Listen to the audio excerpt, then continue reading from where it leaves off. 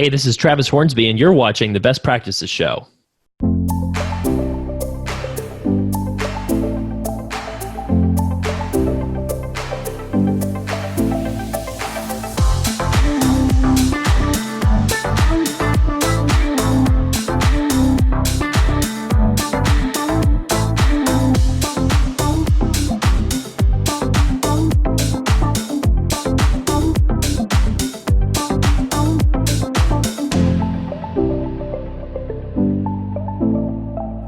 Hey guys, thanks for watching the Best Practices Show, where we take a look at the best business practices from the best dental practices anywhere. And you know this, if you're a dentist watching this right now, debt is a major concern for a lot of you. It could be student debt, it could be additional debt, and your question might be, well, what do I do? And today you're going to see I got a great expert help us think a little bit better about student debt.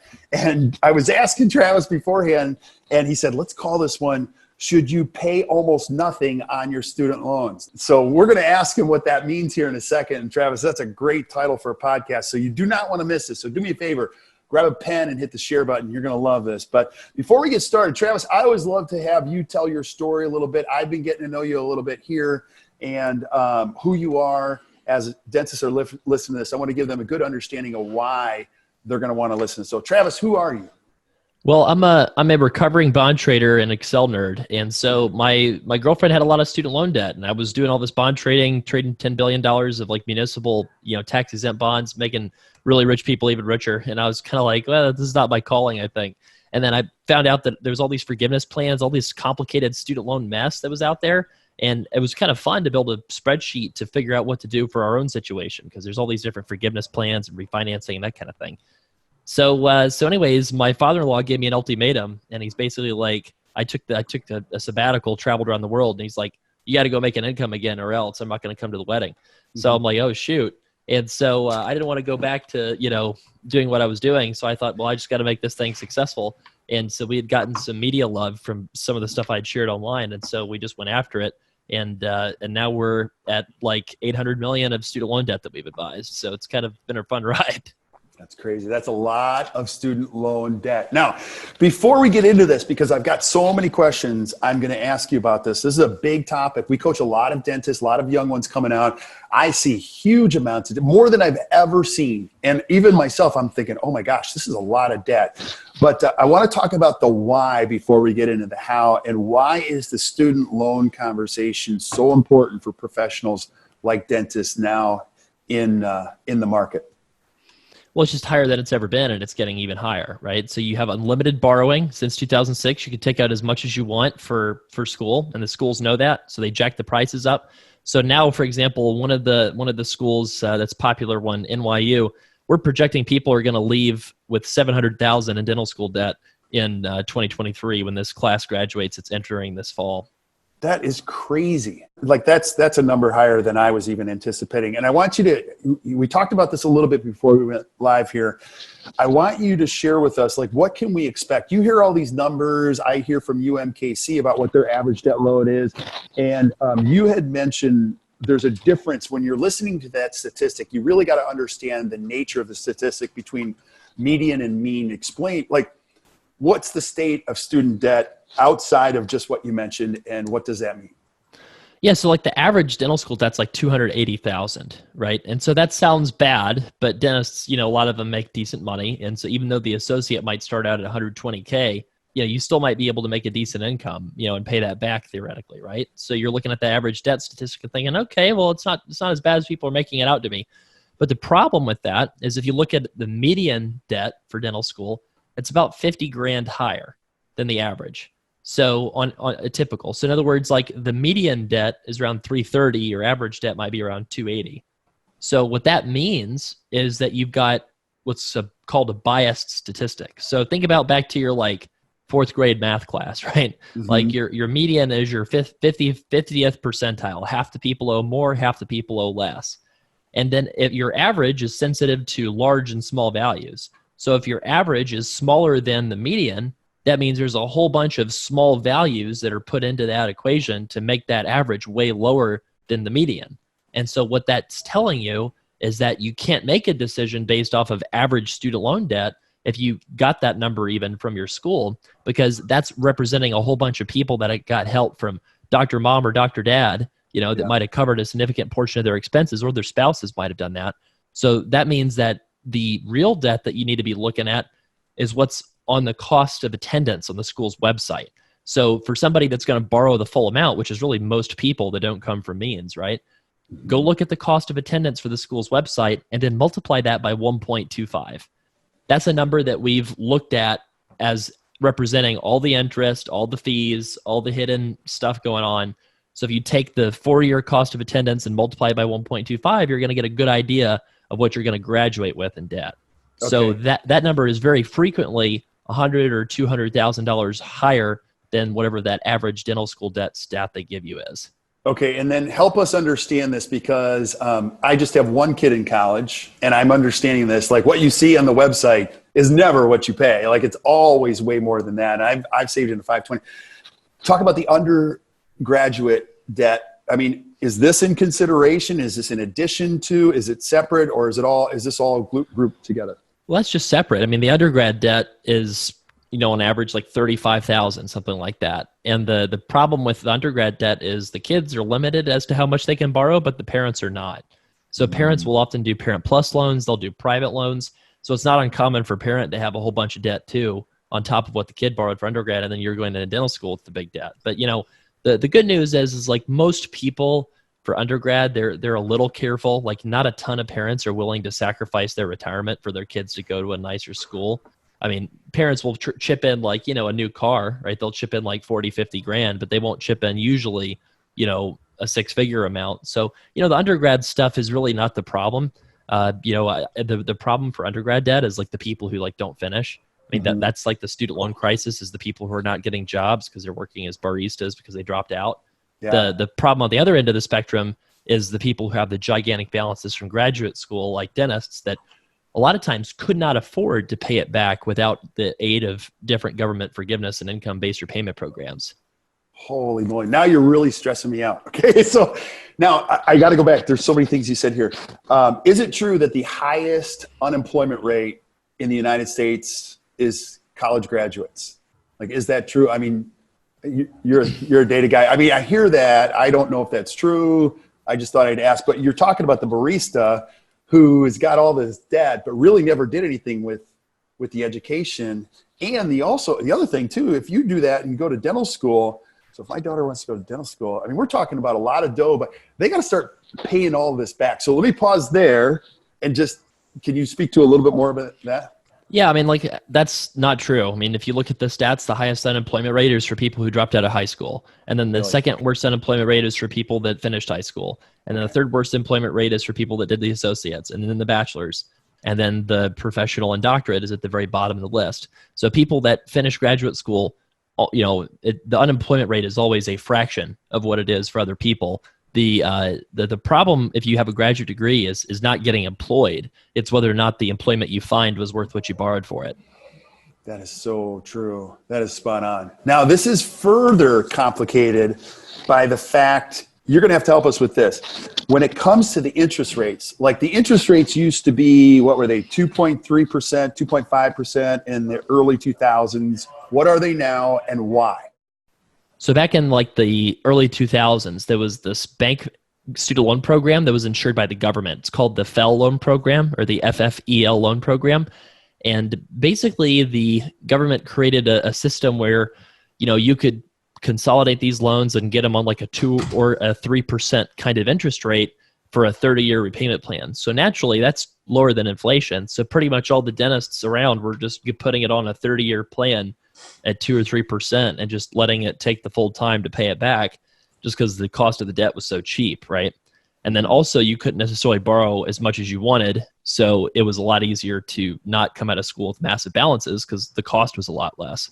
What changed is in 2007, they basically rewrote the whole rule book and basically said, let's make it so that we have interest rates that are going to be a certain amount above what the government borrows. So whatever the government borrows at, you're going to borrow at 3 or 4% higher than what the government borrows at. And that was designed to try to help improve access to college. So basically the idea was, okay, well, the interest rate, isn't the problem. It's people can't afford the payment. So we're going to create income-based repayment. We're going to make this public service loan forgiveness. We're going to make it so that you can get your debt forgiven in 25 years if you don't do a not-for-profit job. And we're just going to totally rewrite the rule book, okay? So that was in 2007. 2010, President Obama said, well, let's take this government loan program and let's have it do everything. So instead of having it be a portion of the market where the banks are involved for a big part of it, let's cut those banks out, and now all of it's going to be a direct federal loan. So since 2010, the government has really been the source of the vast majority of funding for education for dental school. And the changes that happened down the pipeline later on kept the interest rate kind of unchanged. It's just always the same kind of margin above what the government borrows at. And then you just have access to additional repayment programs that have become more and more generous since 2010. So you have, the 10% program for 20 years instead of a 15% program for 25. So that happened in the mid 2000s. Then there was a program that would let you get subsidies that came about in like the mid to late 2010s. And so, it's just been getting more and more generous in terms of forgiveness while the interest rate has gotten worse. That's crazy. Now, I want to go back. You said a couple things. What is the forgiveness plan? Because we hear those terms. I hear them, first of all, can you just define what is a forgiveness plan and exactly what does it do? The only way to get your debt forgiven, besides one of these, underserved things, or joining the military or doing the National Health Service Corps, the main way to get your debt forgiven is to pay based on your income for a set number of years. And then after that period of years that you paid based on your income, the debt is wiped away. And under the current tax code, if you do that in the private sector, that debt that gets wiped away is basically taxable as if it were a bonus.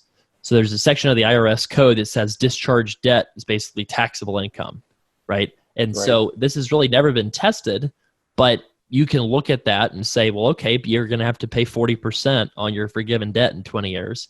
And then along the way, you'll pay 10% of your AGI, and that total amount of money is that amount of money less than paying it back directly.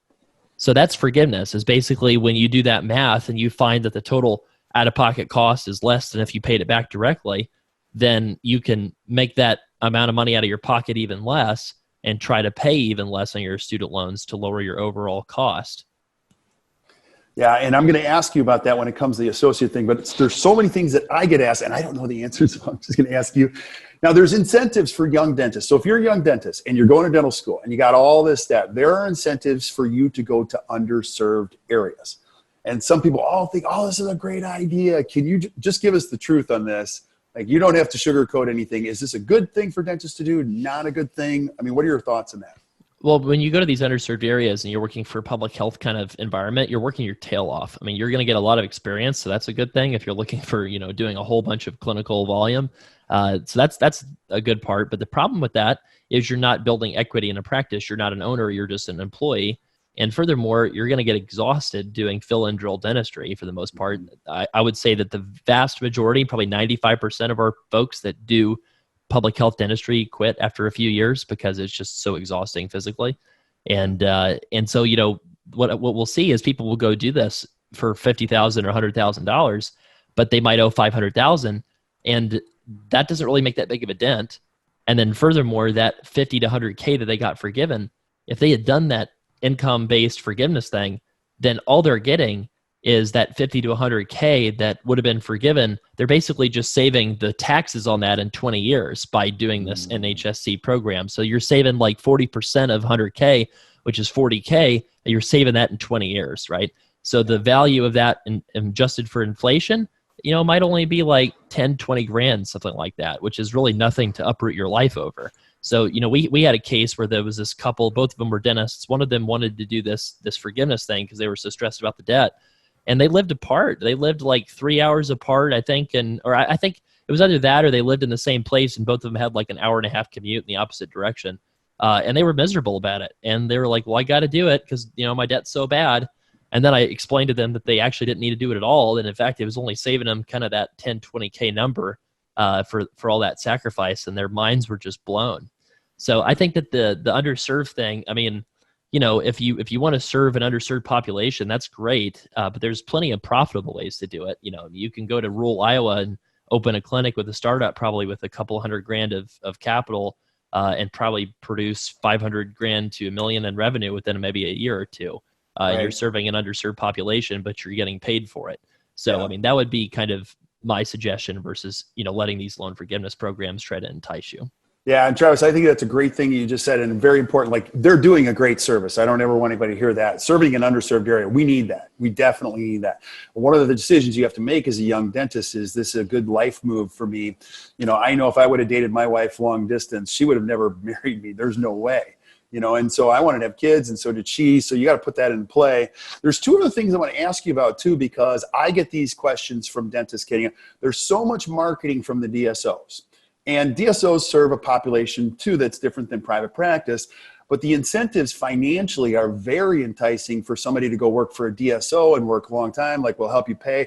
And I've had many experts on the show say, hey, look, you're going to make money in a DSO, but you're going to make way more money working in private practice. Would you agree, disagree? Like, give me your thoughts on that.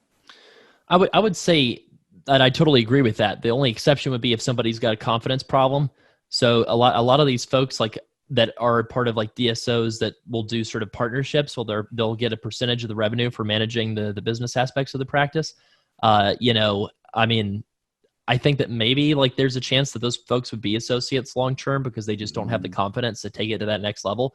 But golly, I just think it's dumb to partner with a DSO to do 50% revenue for, managing the business side of your practice. Because why would you do that when you could go hire a group like you guys or another, practice management consultant that's going to charge a flat $10,000 or $20,000 or whatever it is, right?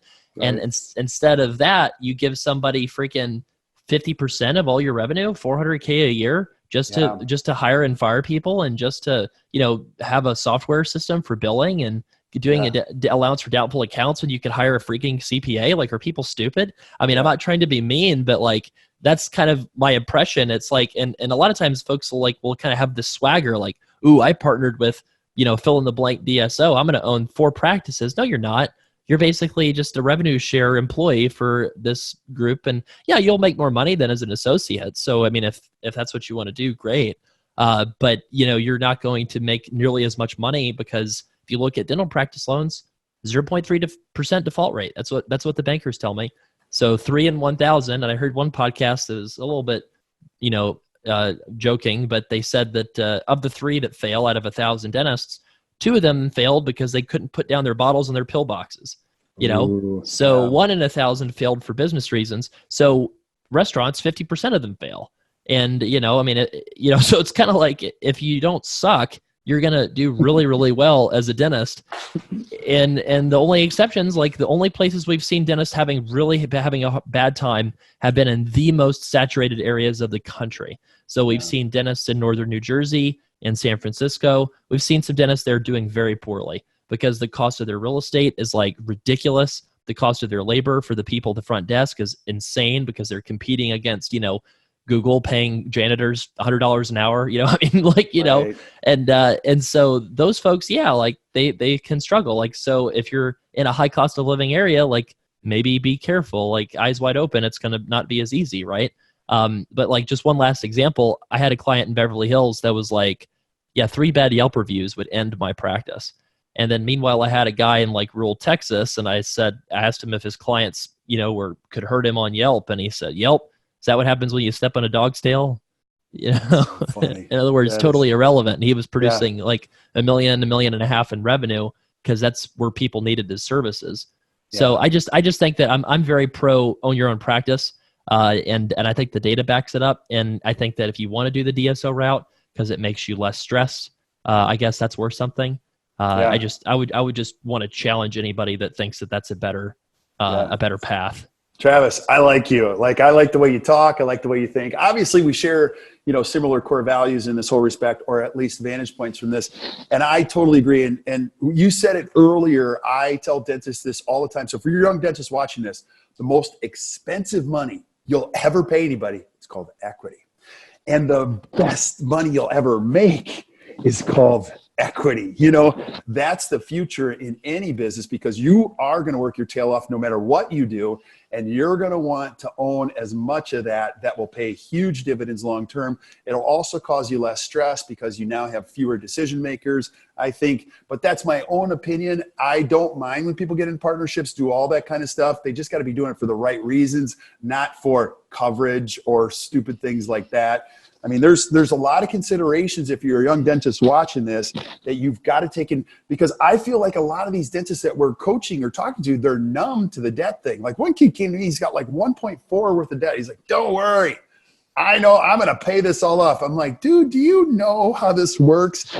And you've got other complexities too. You've got, Wisconsin is a community property state. Others are not. Like dentists have to know that. Like, tell us about that. What is that, and why do you need to know that information? Well, yeah. So there's this example of a guy. He was making about $300,000, getting 30% of collections, and I'll show you how different debt can be different kinds of bad. So he had a lot of credit card debt. So he had like $50K of credit card debt, and he was obviously worried about it. But I was saying, what's the problem with that credit card debt? Is it's preventing you from getting a practice loan, because nobody's going to want to give you a practice loan with $50,000 of credit card debt. And then what that's costing you is, specialists usually have 50% overhead. So, you're costing yourself an extra $200,000 in salary because of this $50K credit card debt. So yeah, the interest rate might be whatever it is. That doesn't matter. What you're doing is that $50,000 of credit card debt that you might have used to pay for the vacation or the medical bills, whatever you used it for, that's costing you 4 times that annually. So that's how bad that debt is. You got to, act like your hair's on fire for that debt. Meanwhile, student debt is totally different. You can always pay based on your income for student debt. You can put student debt into forbearance. You can pause payments. You can do all kinds of stuff with it. So like, for example, with Wisconsin, so say that guy does make $500,000, right? And he has got $500,000 of student loan debt. There's 2 different strategies that you would use depending on which of the 2 offices you guys have you're located near. So if you're you have Kansas and Wisconsin offices, right? So a dentist in Kansas, $500K income, $500K debt, you're going to probably need to pay that back. And you're probably going to want to look for a refinancing deal. You might start off with a 10 to 20-year term and then refinance it again, get cash bonuses, get rate discounts, all kinds of things, right? So that would be a good plan. Meanwhile, that person that lives in Wisconsin, let's say that he's married to a stay-at-home spouse. Right. So in that case, you can file your taxes separately. And furthermore, you can equally distribute your income on both, basically with both spouses. So each spouse makes $250K, right? Okay. And so then you can pay based off of $250K instead of $500K for your pay-as-you-earn payment.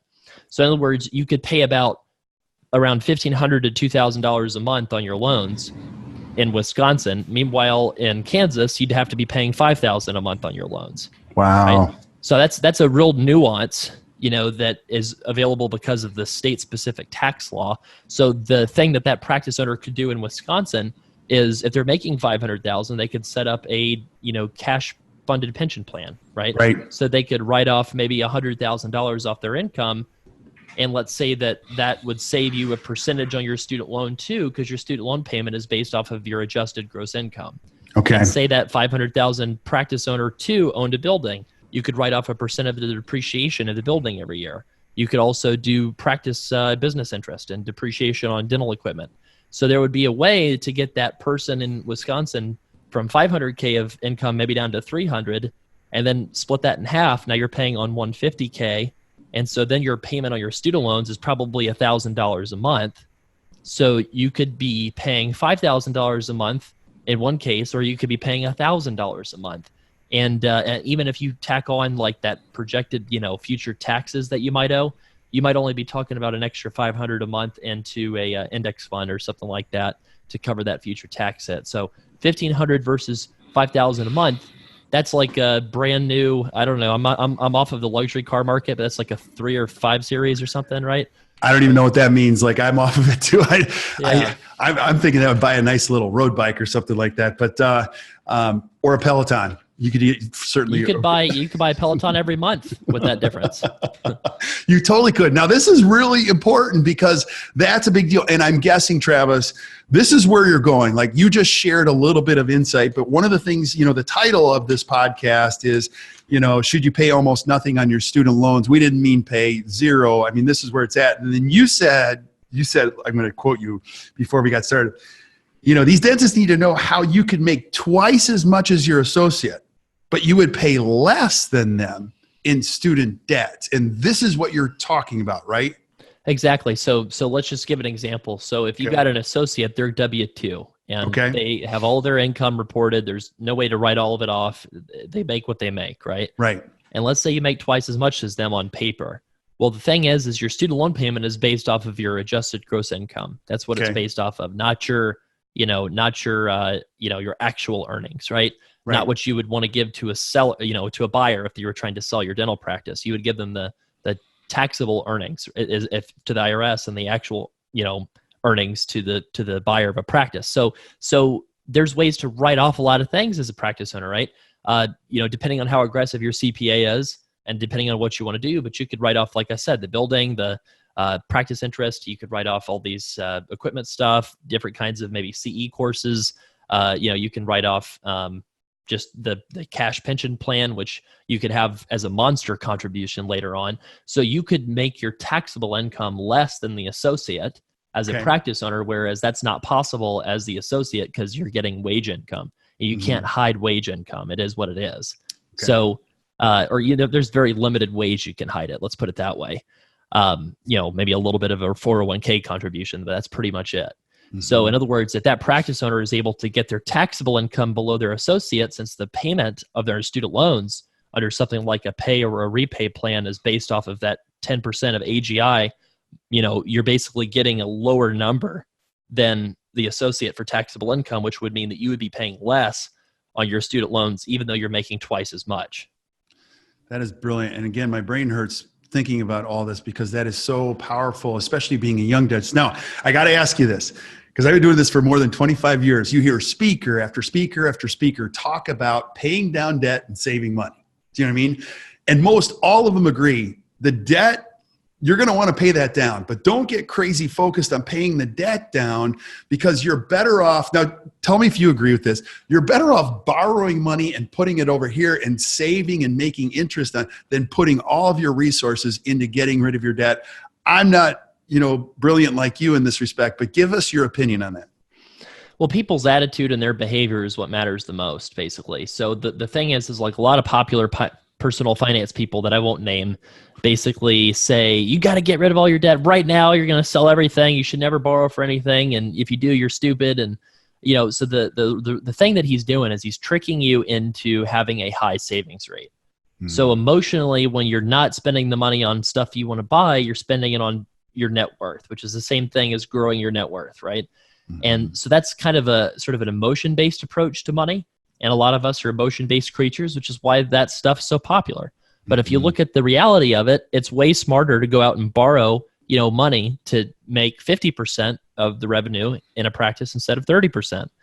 That's a wonderful decision. And when you have all these business loans working out fine, it would be stupid to work for somebody forever and trying to save up the money to pay in cash, especially when you can deduct that in interest. It's tax deductible interest. So the return you'd have to get in the stock market to beat that, it's probably only like 2 or 3%, Yeah. So, I mean, you can almost get that in a bank account. So it's kind of like, well, why would you be so stressed? And we see this too with like kind of transition plans with associates and owners. Like sometimes the associate will work for like an X number of years to build up, equity that they can use to buy the practice.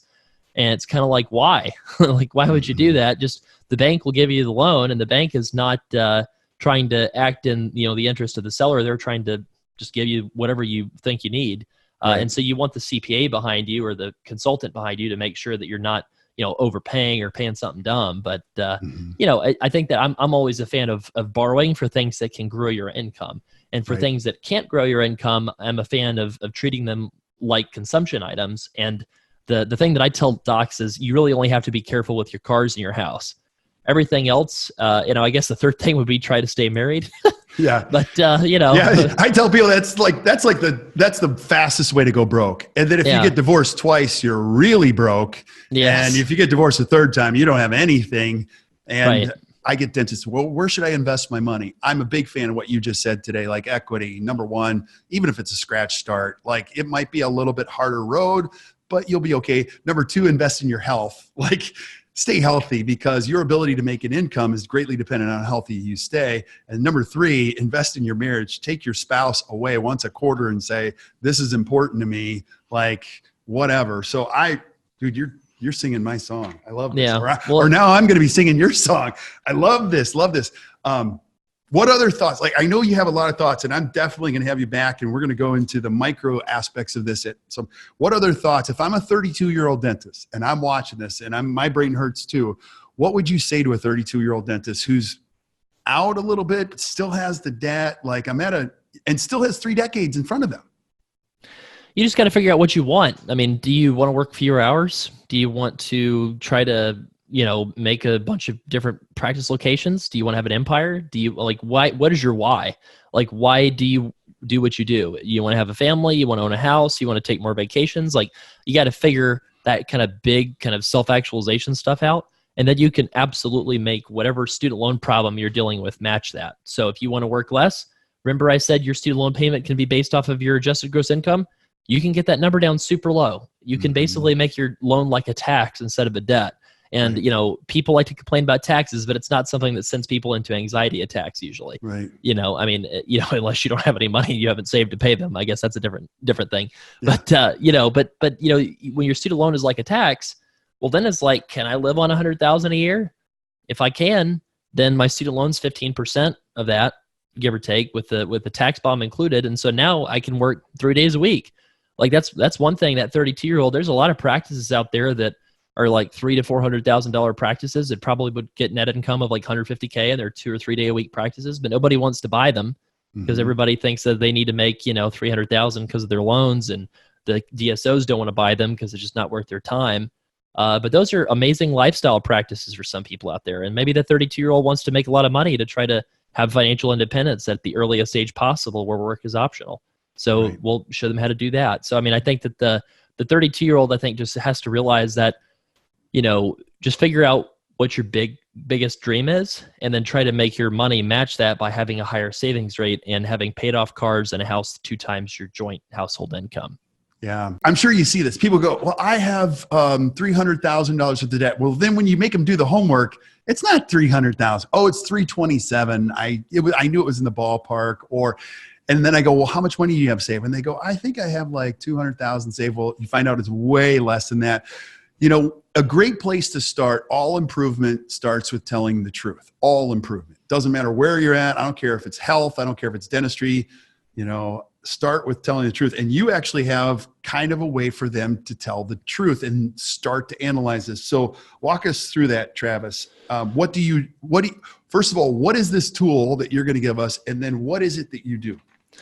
Well, yeah, you can go to studentloanplanner.com/calculator, and this is the thing that we use actually in our consulting service, and we give it away for free.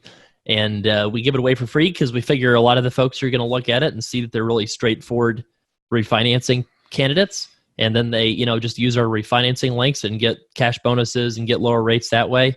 And then we would make money on that. And so then the other thing is the consulting.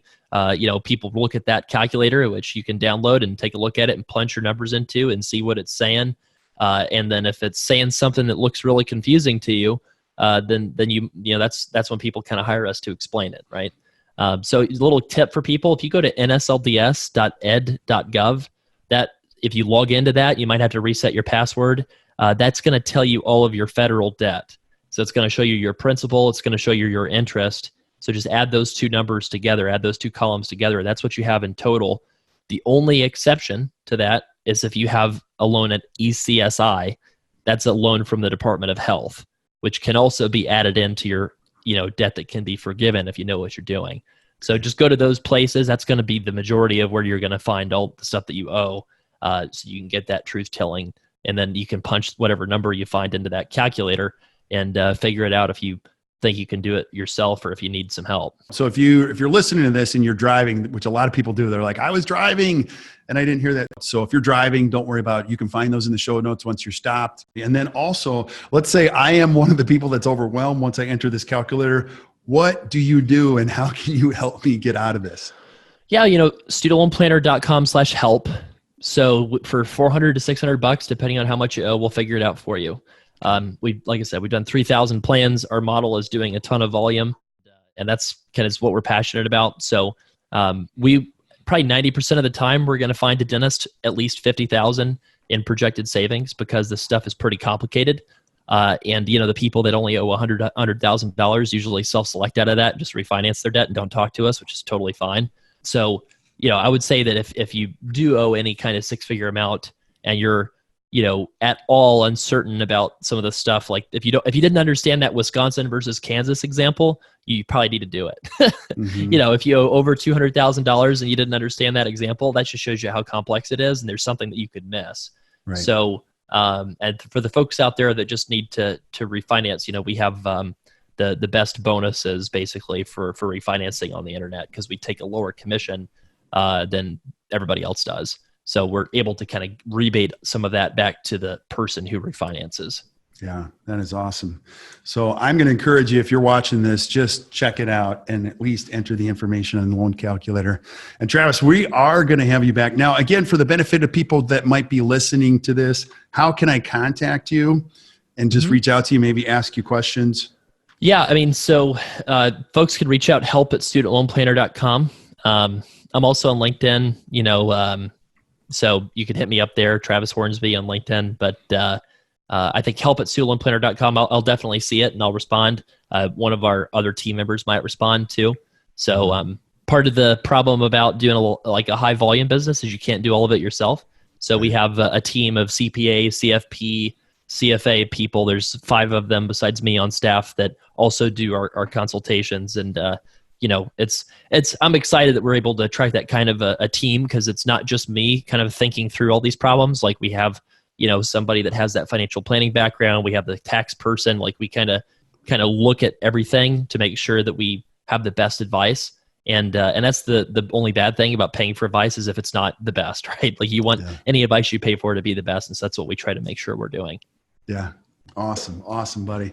Well, thank you so much for being on. I really appreciate you. And stick around while we say goodbye to everybody else that's listening. But if you're watching today and you enjoyed today, which I know you did, just do us a favor, hit the share button, share this with your friends or another dentist who might be struggling with that and say, hey, check this out. Reach out to Travis. I know that you'll find a lot of value in there. Keep sending us suggestions for shows that you want to see, not only with Travis, but other guests. And you're going to see we're into the 3rd season. We've got some incredible guests lined up. We want to keep bringing you the best information in dentistry so you guys can create a better practice and a better life. So until next time, you guys have a great day and keep watching the Best Practices Show. You guys have a great rest of your week.